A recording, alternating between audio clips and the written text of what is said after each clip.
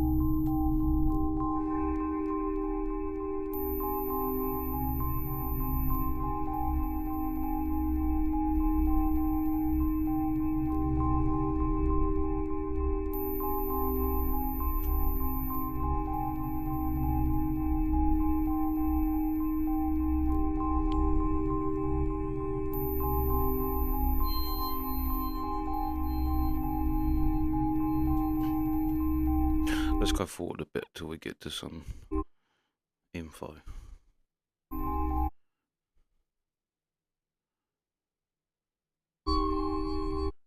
Oh, yeah, that's that game.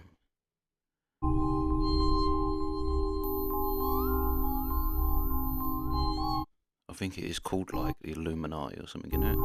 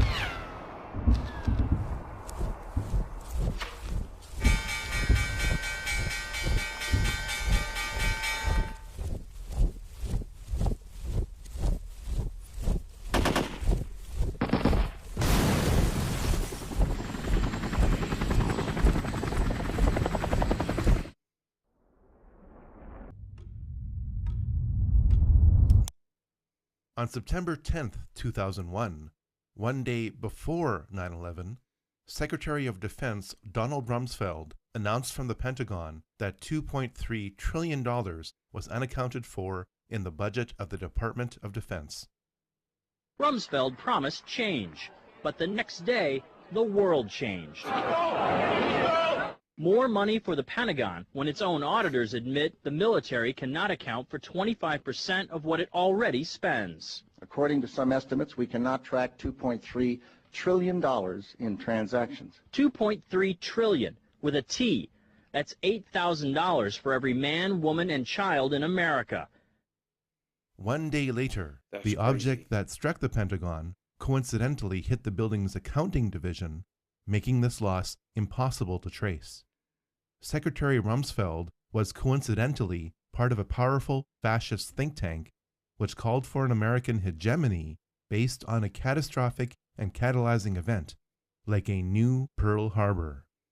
This group's membership included the president's brother, and its request was coincidentally made 1 full year before September 11, 2001.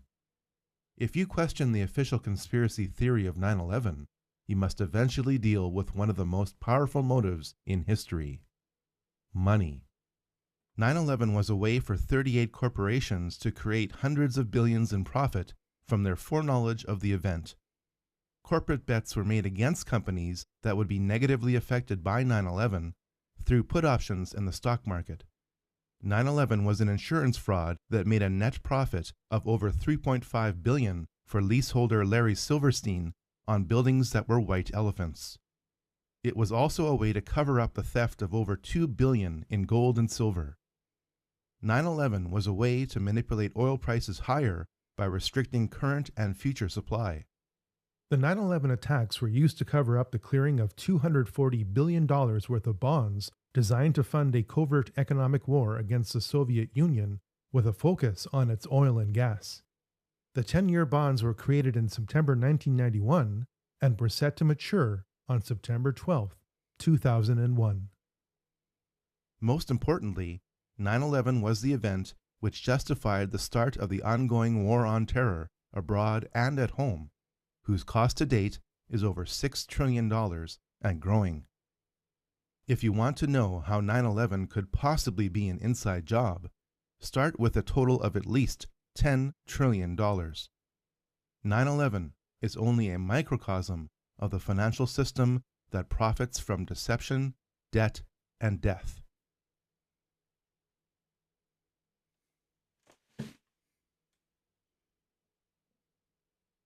This film, like the previous film in this series, is about 3 big ideas.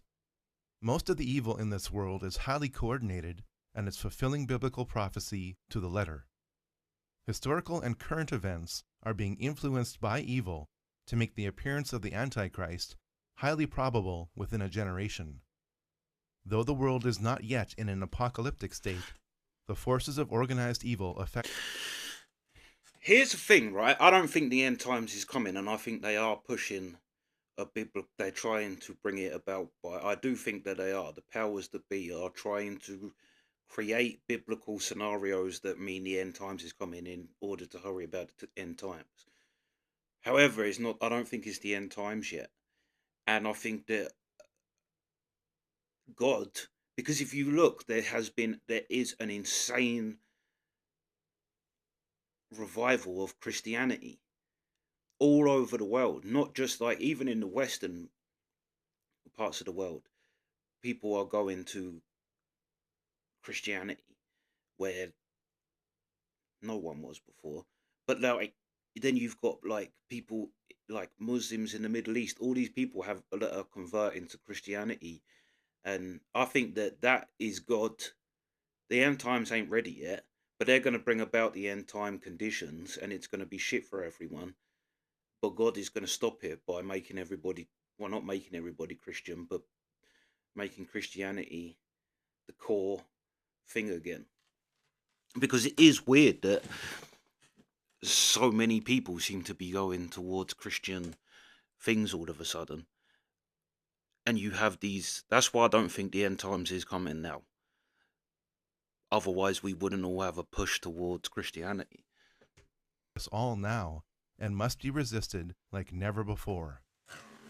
This presentation is based on 3 years of research involving the reading of over 24 printed and electronic books, the listening to of hundreds of podcasts, the watching of hundreds of newscasts, and the reading of hundreds of articles. In spite of the research behind it, this film must be selective. No one film can cover the complete history and mystery of money, but I'm going to try. This film will concentrate on 4 areas of study: history, economics, monetary theory, and Bible prophecy. This film will give you lessons about money you wish you would have been taught growing up. It will show you how money has evolved to fulfill Bible prophecy and how these 2 subjects are combining to affect your present and your future. But first things first. What is money? Money is a medium of exchange. Don't focus on the hundreds of different forms that money has taken over time. concentrate instead on the functions of money. Money must be portable, durable, and divisible. Money must also be interchangeable. Yeah, it's like in our thing. We haven't had gold behind our money for years. And that's what it's meant to be. I promise to pay the bearer of this £20. You're meant to be able to go into the Bank of England with a £20 note and I guess get £20 of gold. And that's what he's saying. Like, no one ever asked, £20 of what? Gold, silver, bronze, what? And he's like, if you go in there and say, it says, I'll promise to give the bearer, it's a token for gold, is what it's meant to be. But if you went into the Bank of England with a £20 note and said, give me £20 worth of gold, they'd be like, what the fuck are you talking about, bruv? Scarce, and a long-term store of value. Real estate is wealth, but it's not money because it's not portable or divisible. Leaves couldn't be money because leaves aren't durable or scarce. Everyone would be picking leaves and spending them instead of creating a real economy by working to earn them. You have been trained to believe the lie that the US $1 bill is money. The lie is reinforced because you can exchange these pieces of paper for what you want on demand. The truth is that any paper or electronic currency in the world today no longer qualifies as money because it isn't a long-term store of value. You're being increasingly robbed, and you don't even know it. The money you've worked for all your life is an illusion which centers around currency manipulation. To understand and conquer this illusion, we need to go all the way back in history.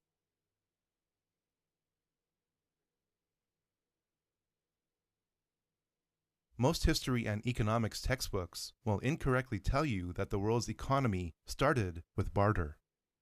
The problem with barter is that it revolves around a double coincidence of wants. If you have some wheat and you need a rake, you have to find someone who not only has a rake to spare, but also wants your wheat. This exchange may even be avoided over arguments about the quality of the rake and the wheat. Barter was never popular. In the economic beginning, there was debt, and debt wasn't good. Debt was and is tolerated by the masses because we are all indebted to our parents, family, society, and to God. For the first 2,500 years of history, people worked to pay off their debts to the ruling classes. Debits and credits were recorded without the use of money or barter at all. Since rulers controlled economies, markets emerged with debits and credits. While debt binds a society, it can also have negative aspects. The words debt and sin have similar meanings.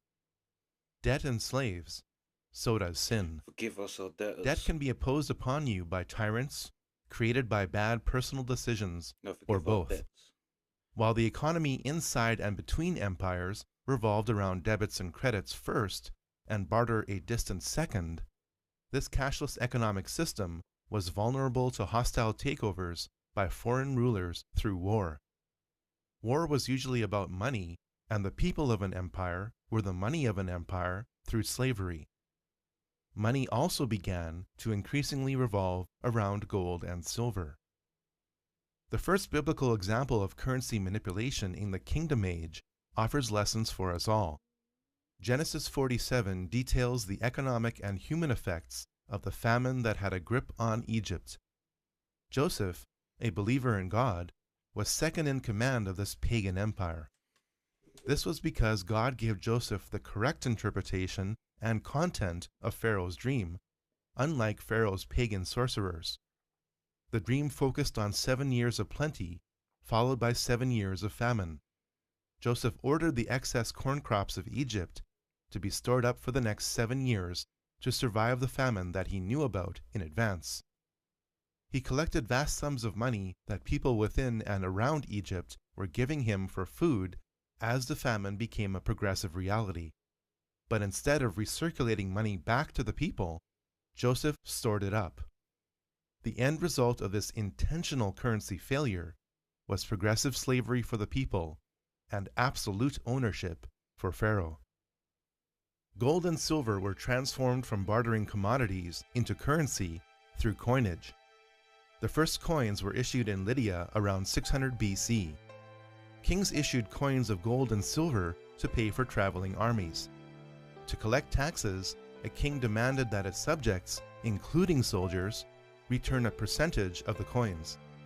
The only way for a subject to get these coins was by giving provisions to soldiers.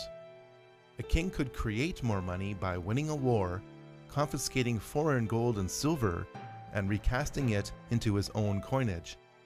No one can do that with paper or electronic currencies. The words money and debt appeared in history at the same time, since coin money made debt possible and encouraged warfare. Kings have always controlled economies through the Yeah, and that's what comes up in the Spartan film, innit? The 300, where they don't have money. So they're an uncorruptible society. No one can buy the Spartans because they don't have money. You hunt and you get what you get by fighting and taking. And to be honest, that is truly, like, the people say the bartering thing, but really, until like the modern age, strength ruled the day. It was who the strongest was. Pretty much, like, you even see it in the old, like, well, you see it definitely with Vikings, but in every group of ancient people, you wouldn't have a weak, feeble king because they'd just be killed by someone and they'd get taken over. and quality of coins until such abuses end up controlling them. The world's first financial crisis involving coinage began during the Peloponnesian War between Athens and Sparta. Athens lost its access to the gold and silver mines of Sparta, but Athens had to keep paying its soldiers in gold coin to buy local goods and services far from home. A deflation occurred in Athens as it was sending its coinage out of the city to pay the soldiers. Athens then fell into the trap that all kings since then have fallen into. Athens decided to inflate its currency by debasing it. Gold coins were recast with increasing amounts of copper to expand the money supply. The world's first system of deficit spending progressed to the point where people no longer wanted the copper coins. Increasing trading ratios of copper coins to gold and silver coins developed. This was the first time in history where gold and silver had a price. The financial strain of 30 years of warfare made Athens surrender to Sparta.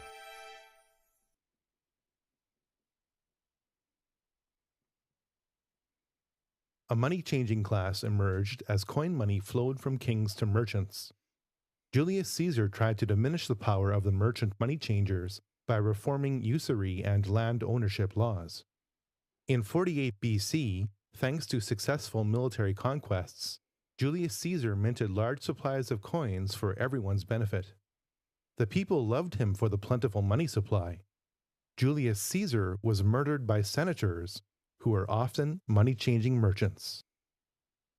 Matthew 21 describes a multi-layered financial pyramid scheme that was active inside the Jewish temple in Jerusalem. First, the livestock approved and sacrificed by the priest class, which had to be purchased by God-fearing Jews to pay for their sins, was typically overpriced. Second, God-fearing Jews had to exchange their pagan Roman coins for sanctified temple coins at outrageous exchange rates. Third, this currency exchange typically used rigged scales. Jesus stepped into this den of thieves and shook things up. The only time Jesus used violence was to stop financial oppression in the very place where there should have been reconciliation.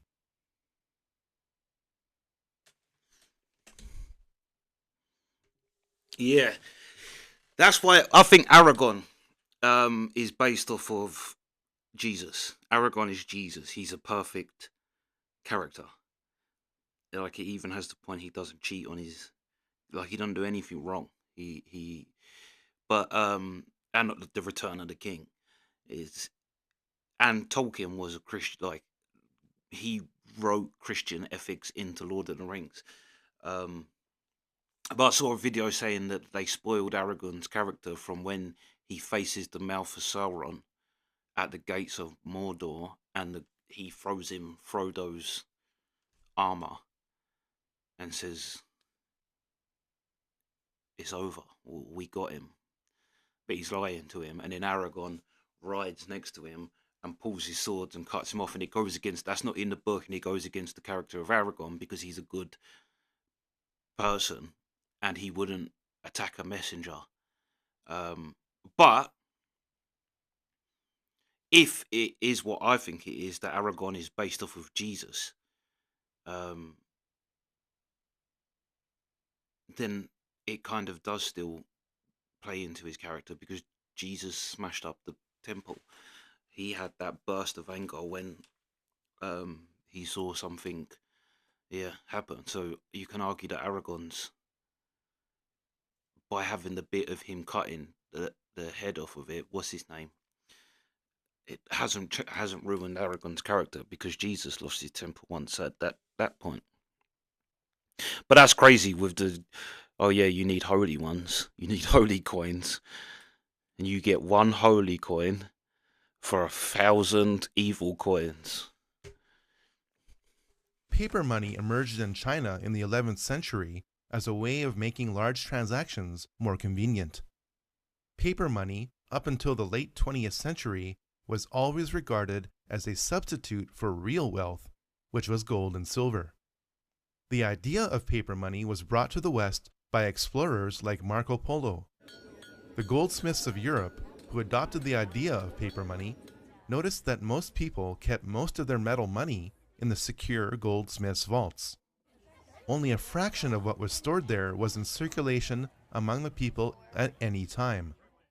This meant that the goldsmiths could create more receipts for metal than they actually had in their vaults. In other words, they could print money out of thin air.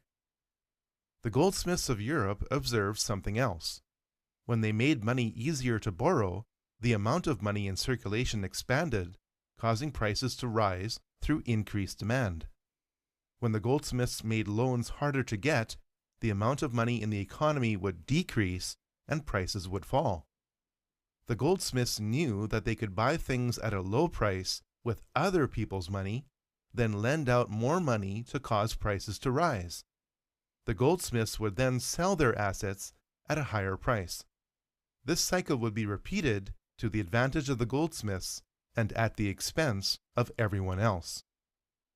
Business cycles rise and fall based on the currency supply, which is manipulated. In England around 1100 AD, taxes were paid in kind. You wouldn't hand a king coins, but instead you gave him a portion of your crops or goods. Medieval scribes would use notches on sticks of wood, called tallies, to record production and tax payments. Tally it up. These wooden sticks would be cut in half lengthwise. Half of the stick would be given to the king, while the other half would remain with each subject until taxes were paid. The unique wood grain in each half of the tally stick would match and verify the notches on both sides of it. Eventually, tally sticks were issued by the kings of England as currency to raise money in emergencies like war. Tally sticks prove that you don't need coins or paper notes to have currency. Bonds, which are loans to a government that pay interest, emerged during the early 14th century in northern Italy to pay for wars between city-states. Governments love to spend more money than they raise in taxation as a way of getting re-elected. Governments make up the difference by selling bonds, which everyone is encouraged to buy. In 14th century northern Italy, governments used bonds as a way to fund wars through mercenary army forces. Nothing has changed since. If bondholders needed money, they could always sell their bonds to other investors. As such, they were considered liquid assets. As the wars of 14th century northern Italy dragged on, the more bonds the governments involved were forced to issue, making the bonds less valuable to investors. Eventually, Venetian Monte Nuovo bonds were trading at 10% of their face value. Remember that interest is paid on the face value of the bond. If the bond interest rate is 5%, and you could buy bonds at just 10% of their face value, you could earn a handsome return of 50%. For roughly 200 years, the Venetian nobility ruled the world through the burgeoning Italian bond market. Eventually, companies began issuing bonds. Today's global bond market sets the interest rates for the economy as a whole. The bond market is a bubble that's ready to pop. Oh shit, we gone past thingy. Alright, perfect. Yeah, 21:30. But we'll stop there. That's actually quite, yeah, tally sticks. That is where tallying something up from. Tallying up a till, tally up anything. Yeah, that's interesting. I never knew about that whole stick thing. Yeah. Yeah, this is going to be an interesting one because this is like real going into the history of how, and that's the other thing as well. You see how much of the modern world come from China. It's like when people say, "Oh yeah, history's been whitewashed." It's like, well, actually, if you know anything about history, you know it hasn't. Like, actually, China and these places come up with a lot of the groundbreaking. It's really only the modern world that come from, like the Europe side of things, like in terms of like shit like X-ray machines and cars and planes and that modern side of things. But actually, if you go back, really the root of it all comes from everywhere else, and no one denies that. But yeah, that's this part. Sweet.